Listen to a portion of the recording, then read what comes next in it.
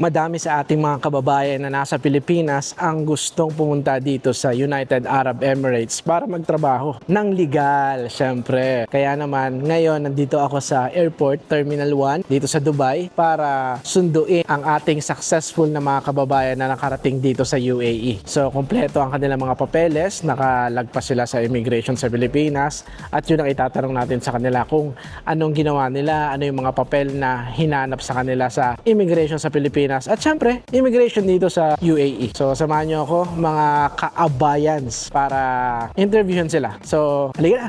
Let's G! Ayan, so welcome po dito sa Dubai, Mr. Rico. So, kamusta naman ang biyahe nyo? Okay naman po, medyo parang matagalan lang. Parang matagal sana. Na-delay? Hindi naman po sa na-delay, parang pakiramdam lang namin matagal kasi first time eh.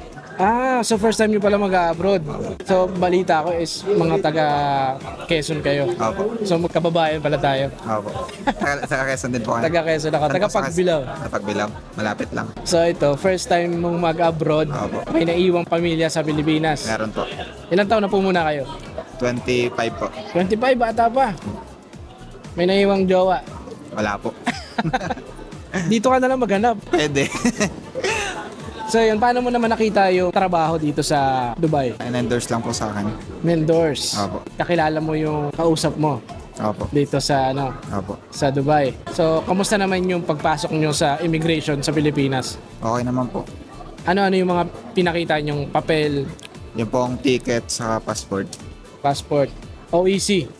Opo. Okay. Yun ang pinaka-importante yung papel na kailangan doon kasi hindi ka makakapasok sa immigration kung wala kang dalang OEC. Opo. Ayun. So, yun lang naman at sana makapagtrabaho ka na maayos dito sa Dubai at makuha mo yung kung ano yung goal mo sa buhay. So, yun lang.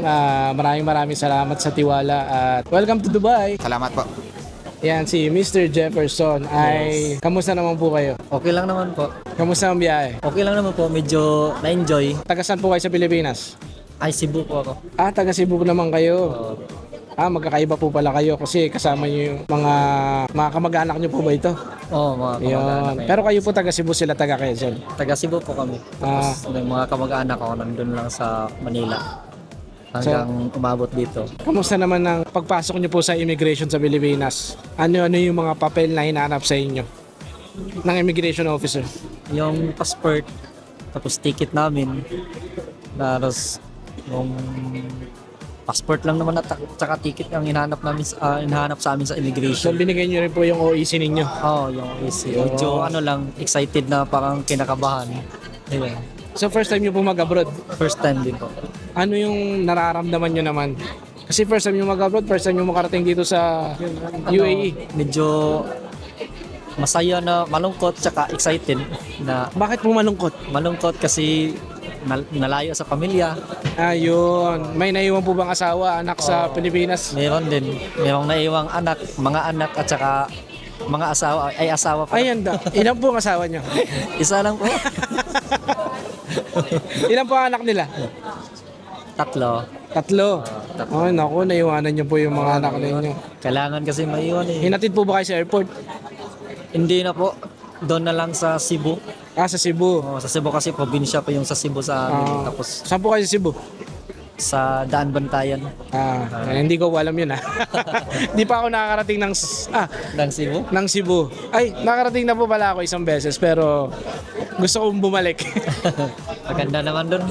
Anong trabaho nyo naman muna sa Pilipinas bago kayo lumipad dito sa Dubai? Yung trabaho ko doon sa Pilipinas, talaga ako, construction worker. Mga trabaho na tile sitter, gumagawa ng bahay. Ayun, ang dami nyo po palang talent eh. Oo. So, yun lang po.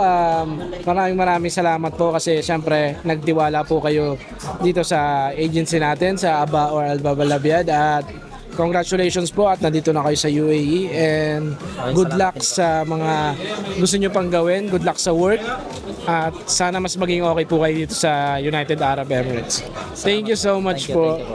So ito naman si Mr. Vincent. Kamusta naman po ang biyahe nila? Okay naman po. Puyat lang konti. Puyat, hindi po yata kayo natulog sa biyahe. Hindi masyado makatulog eh.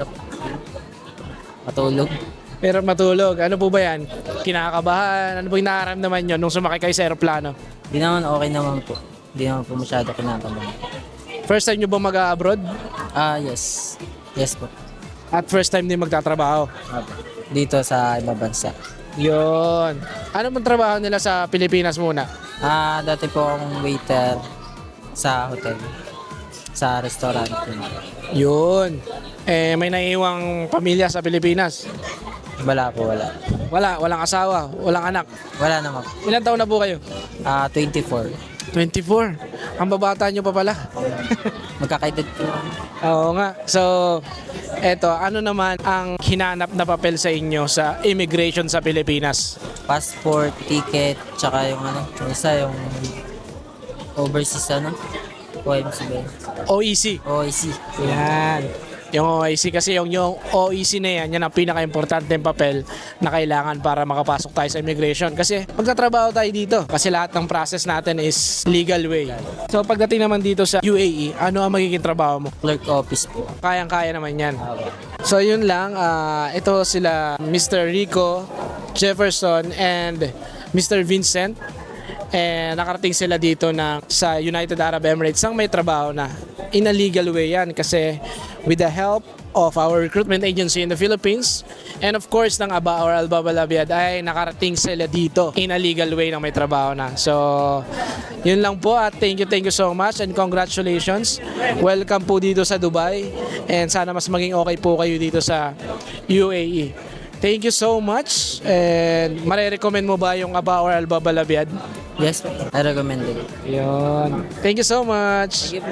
Ayun na nga mga kabayans. Nakarating na ang ating mga kababayan na galing ng Pilipinas papunta dito sa UAE. At nakakatawa kasi mga kababayan ko sila sa Quezon Province. Mga taga Lopez sila. So medyo malapit-lapit lang yun sa bayan ko sa Pagbilao kaya nakakatawa. Sobrang small world. At saka yun. So congratulations sa inyong tatlo. Kanila Vincent, Jefferson at saka kay Rico na nakarating kayo dito sa United Arab Emirates nang may trabaho na in a legal way yun guys. Siyempre sa tulong ng ating licensed recruitment agency sa Pilipinas at siyempre na ABA or Albaba Labiad ay nakarating sila dito ng maayos, may trabaho at legal. So yun na nga guys, kung kayo ay may employer na dito sa United Arab Emirates, mag-message na kayo sa amin sa ABA or Albaba Labiad dahil tutulungan namin kayo, i-assist namin kayo kung paano ang tamang proseso sa pagpunta rito, sa paghanap ng trabaho at kung paano ang legal na proseso. So, message nyo kami sa WhatsApp and any of our social media accounts.